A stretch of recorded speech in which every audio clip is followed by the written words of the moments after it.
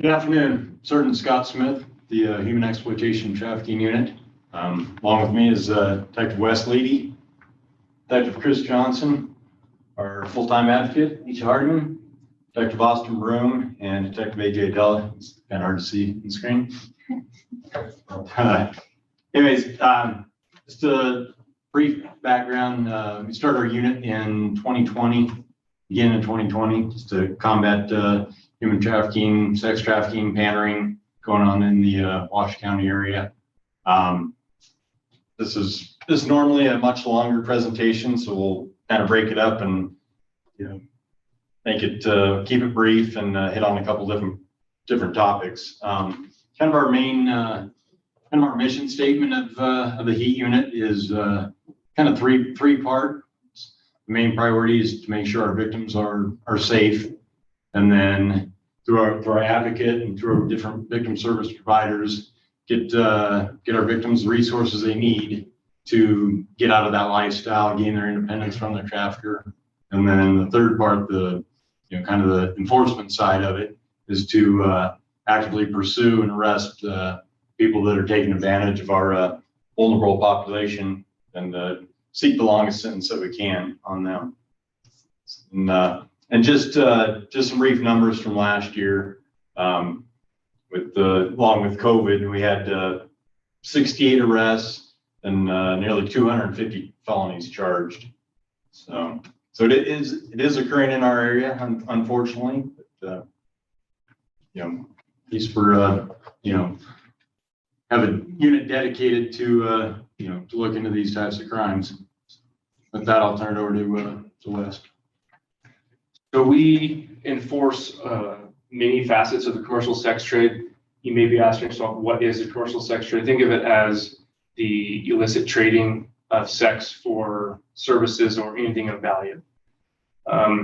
Obviously, in Nevada, we're unique because forms of prostitution are legal in parts of the state, depending on some criteria. But in Washoe County, that does not apply because prostitution is unlawful in any form or fashion within Washoe County. So it should not be occurring anywhere here. It does, obviously, but it makes it easier for us because it's illegal all the way around. Think of it as an economic problem. You're going to have your supply-demand curve.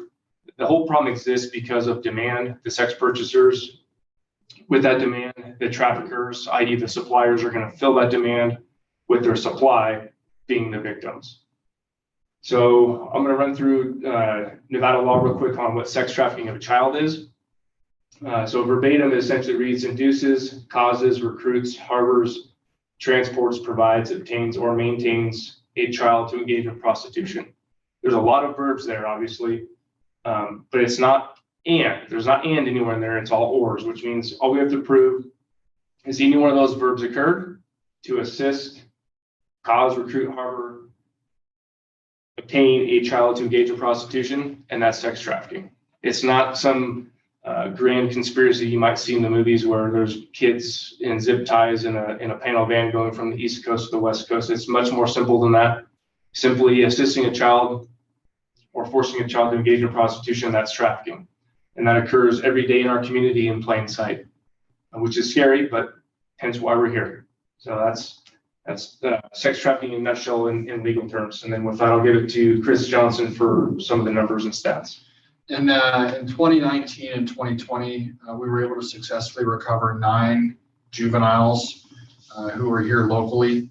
In 2020, so far, in 2021, we have recovered, I believe, 2 juveniles locally. The average age of entry that we're seeing for females into the commercial sex trade is 12. And then for males locally, it's 15 to 17 years old.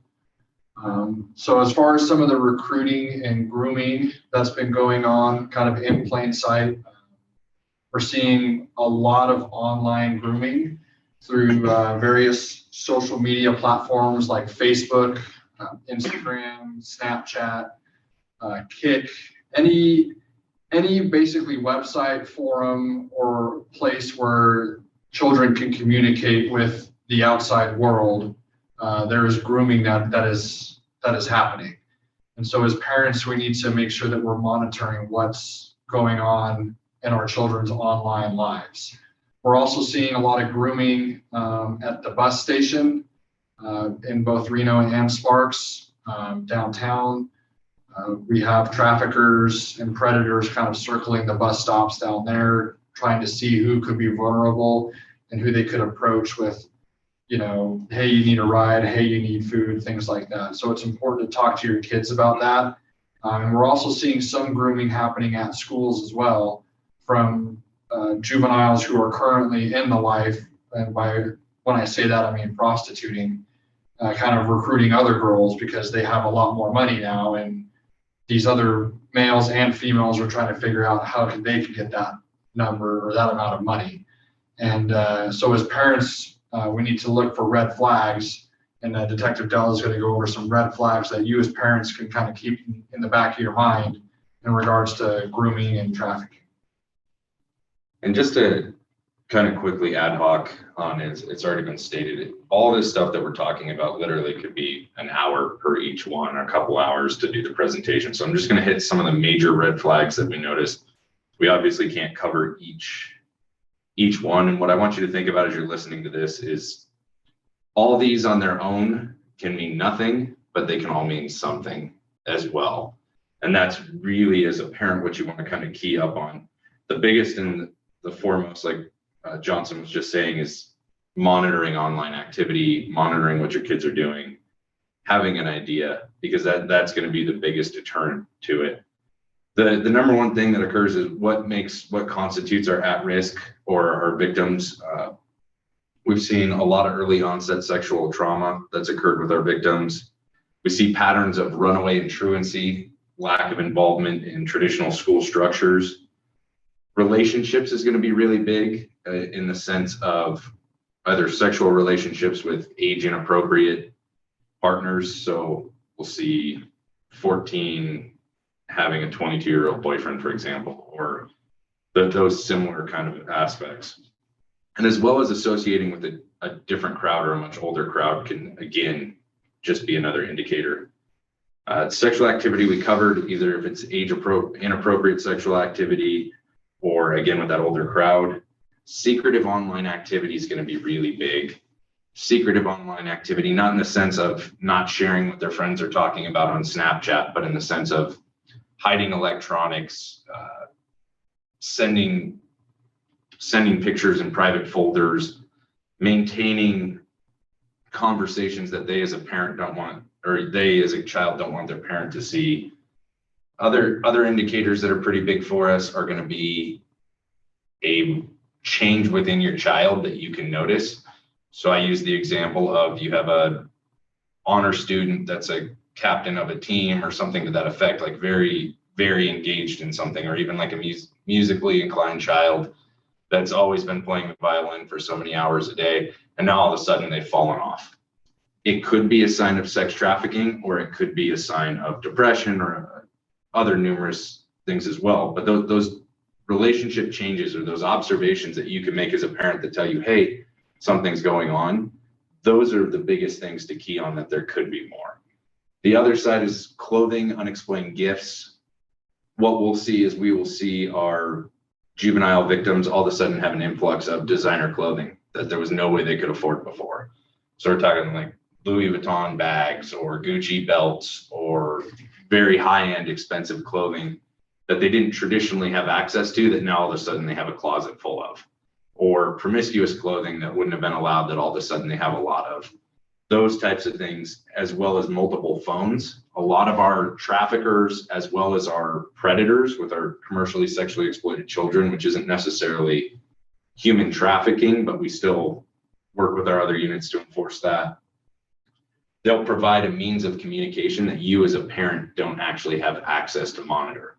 So it'll be a second phone, a laptop, iPads, anything that can connect to the internet can connect you to a third-party texting application that operates just like a cell phone. So just because you physically have turned off the service to a phone doesn't mean you aren't capable of doing it on Wi-Fi. So some of the things we recommend is, we mentioned a couple programs in the previous one. Bark was one, and we can put the link in there. I forgot the other one. KidsGuard Pro is another one that you can hook up the phones into.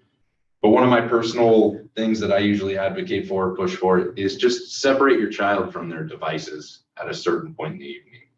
And as a parent, it's hard to keep yours and separate your kids from theirs. But the idea being is not only is there studies showing blue light and sleeping, and big studies on cyberbullying being 24 hours a day occurring, or just influx, is having that degree of separation at night and physically separating the phones, whether it's locking them up, putting locks on there, turning your Wi-Fi off and not having the data in the middle of the night except for a passcode.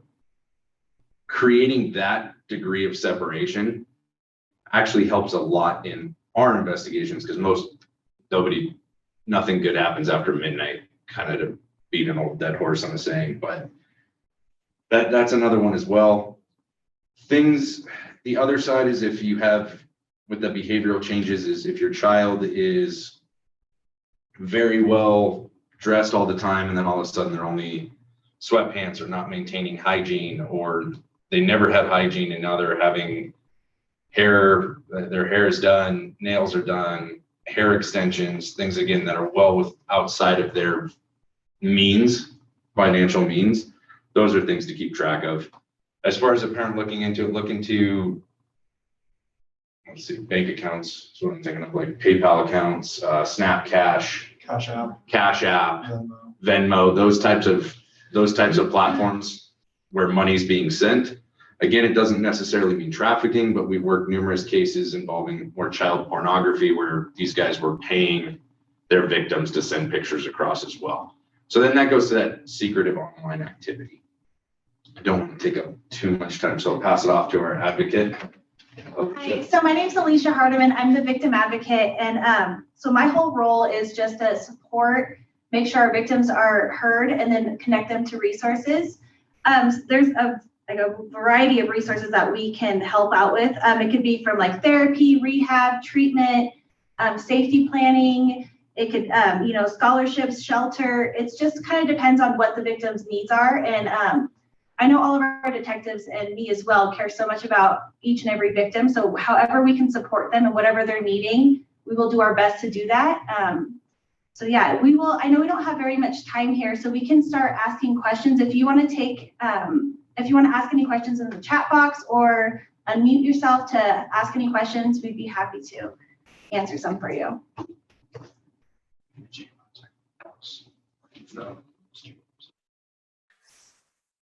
Thank you so much for your presentation. My name is Amber. I'm on the commission. I just offered to help moderate today. So for those of you who have questions, if you could please put them in the chat. And actually, you can also just shout out. We could try that as long as it doesn't get too unruly. If anybody just has a question or a comment, please try to unmute yourself and put it in the chat. That would be great. I don't see any questions quite yet, but oh, there we go.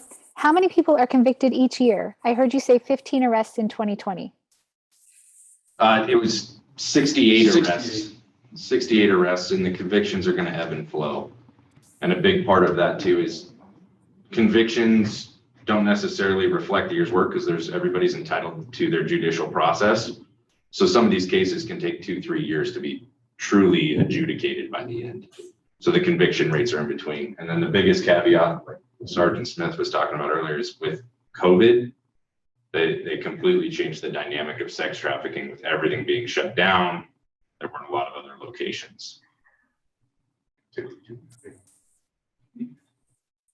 Great, thank you. So, go ahead, sorry.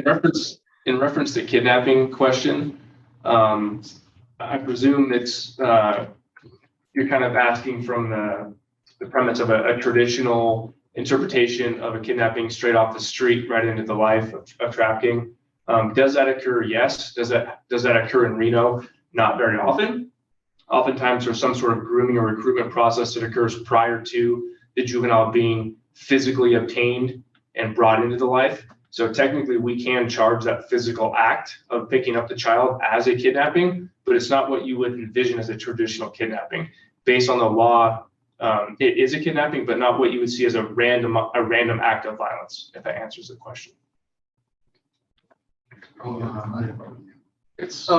So kids can get their own Venmo accounts. It's actually very easy. They can go to Walmart and pick up one of those prepaid Visa cards and then they can use their email address and or phone number to log in to their Venmo account and then add that card on there in order to add money or take money off of that Venmo account and put it on the card. So it is very easy in order for them to do that. Sorry. That's great that you all can see the chat. It looks like they say, can you talk a little bit about some of the work the HEAT team is doing to prevent sex trafficking? Sure. Some of the things that we do on a daily basis is we follow up on simple patrol reports. So things that maybe our patrol officers don't realize are sex trafficking or sex trafficking related. We do have a proactivity side, so we do maintain some undercover stuff.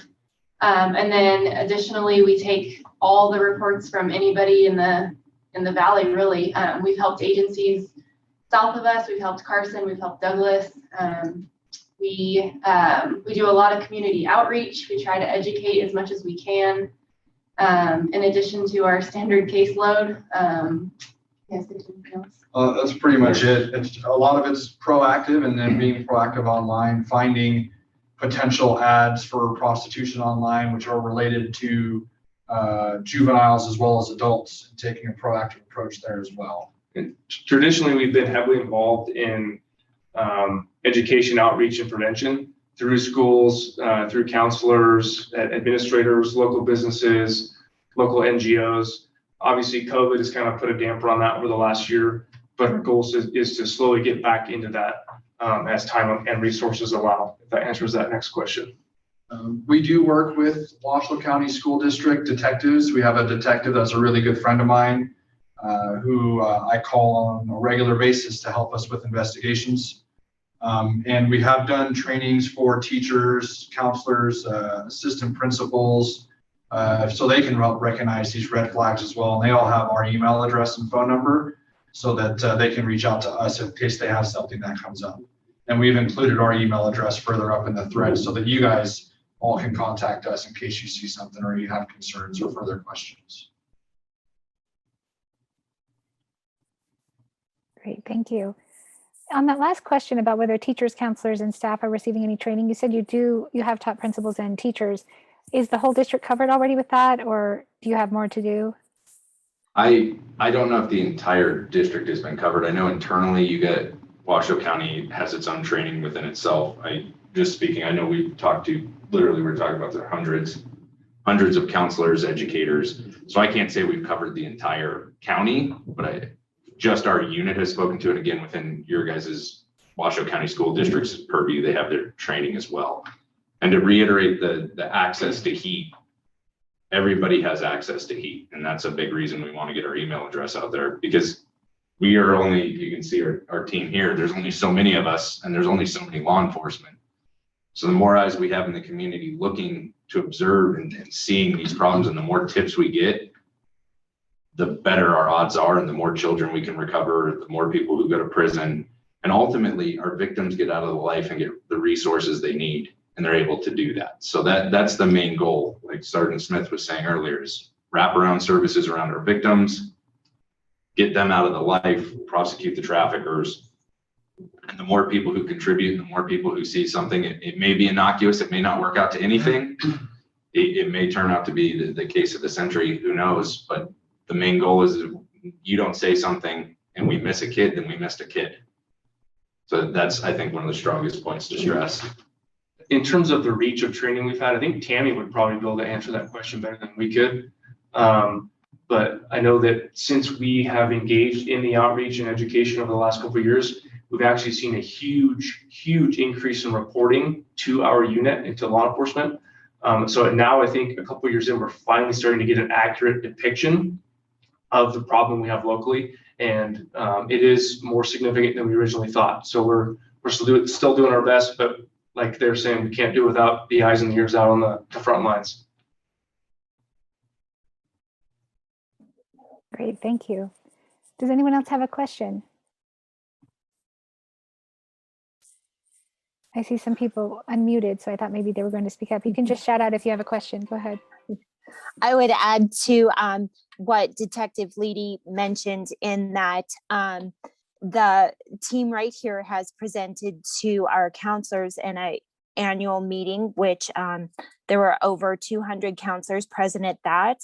In addition, we've also trained approximately 90 to 100 assistant principals, all of which have the information, contact number, and the signs to look for that they have taken back to their schools, and provided information as well on their parent and school websites, along with opportunities if they would like for the HEAT team to present as well. So we're trying to do a community-wide as best we can, starting with the collective career roles, if you will, in schools who have existing meetings. We have school nurses on the list next. Perfect.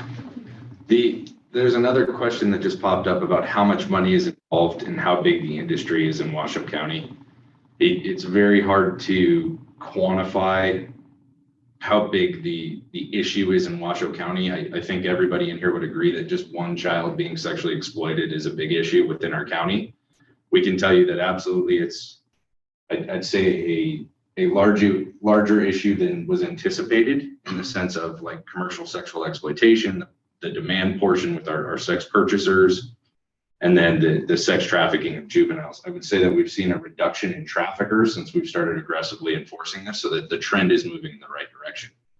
How much money involved? There's no way to know that in Washoe County, but across the globe, when you look at actual exploitation, you have physical trafficking, so human trafficking in the labor sense, and then human trafficking in the sex trafficking portion. It's billions of dollars. It's actually usurped guns throughout the country, or throughout the world. And it bounces back and forth between narcotics, and it bounces back and forth from narcotics and sex trafficking as far as being like a higher value criminal enterprise. Billions, probably arguably close to $1 trillion, up in that amount. It's a very large value. The US DOJ, Department of Justice, has very accurate studies. I haven't seen one in the last year, so I couldn't tell you about last year. But if you go and you look back from 2020 to 2019 to about 2017, they interchange pretty frequently between the illicit narcotic market and then human trafficking, labor portion, and sex trafficking. So you have less victims of sex trafficking, but they constitute a higher billion-dollar industry than the labor trafficking that occurs throughout the world. Great, thank you. It sounds like we have just about a minute left. Does anybody else have another question? You can just shout it out if so. I have one. I could ask you questions all day. I love the work that you're doing. So how do you interface with the children's advocacy centers? Do your victims ever go there? Yeah, we do have, we have our child advocacy centers. So we do have some cases that go there, but a lot of our detectives, we interact with them in person, right? So like, if you guys want to expand on that, but we do interact with our child advocacy center. They do have a lot of resources through that center with therapy, free therapy, so many different connections to, the medical side as well. So they're awesome. That we definitely partner with them, and they're great. But yeah, we kind of do different things depending on the case and depending on the age of the victim. So yeah, that answers your question. And just a quick piggyback on that, I know we gotta go. We do whatever we can at the time. A lot of times our stuff happens at 2 a.m. or midnight when there's no one around. So the victims that we deal with are just a little bit different in a lot of ways, and we're really well versed on that initial contact with them. So if we can use the Child Advocacy Center, we absolutely do, but a lot of times we have to take that first step ourselves. That makes sense. Great, thank you. I don't see any other questions, so thank you so much for your presentation. We all learned a lot today. Thank you. Thank you.